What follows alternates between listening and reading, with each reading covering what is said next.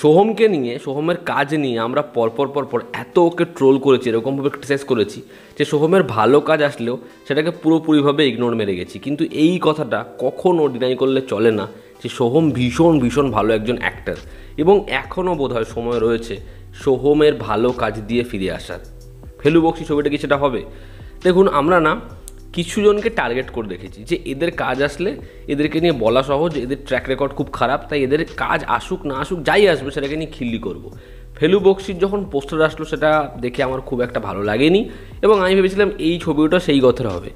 টাইটেলটা যখন অ্যানাউন্স হচ্ছিল সেটাও খুব অ্যাট্রাকটিভ নয়, ফেলু বক্সি কী হবে কে জানে। কিন্তু আজকে যখন টিজারটা এলো, আমি টিজারটা দেখলাম এবং সত্যির একটা ভালো টিজার।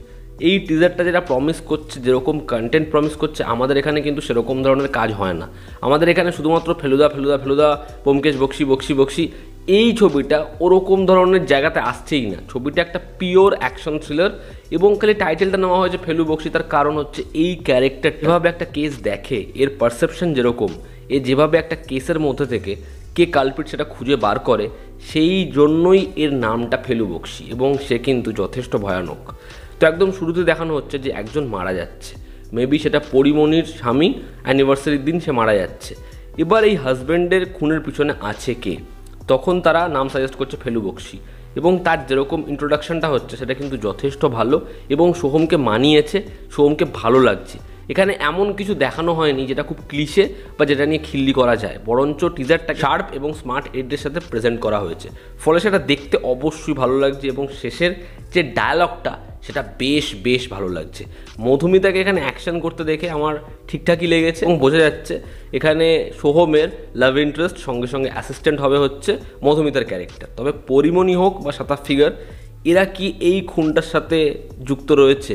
এখানে 3 জন কালপিট বলা হচ্ছে, 3 জনের মধ্যে কে এই খুনি, এবং কিভাবে এই ইনভেস্টিগেশন চলবে, কিভাবে বার করা হবে খুনিকে, এই নিয়েই ছবি। এবং ছবিতে আমরা অ্যাকশনও দেখতে পারি।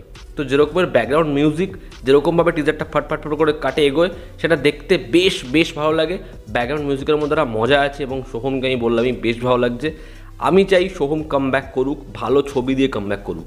সে তার প্রোডাকশন হাউসে শাস্ত্রীর মতোটা ছবি এনেছে, সেই ছবিটা সেরকমভাবে শো পায়নি।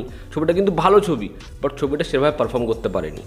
সোহম এখনও ভালো ছবি করে ব্যাক করতে পারে, শুধু দরকার ভালো গল্প, ভালো ক্যারেক্টার।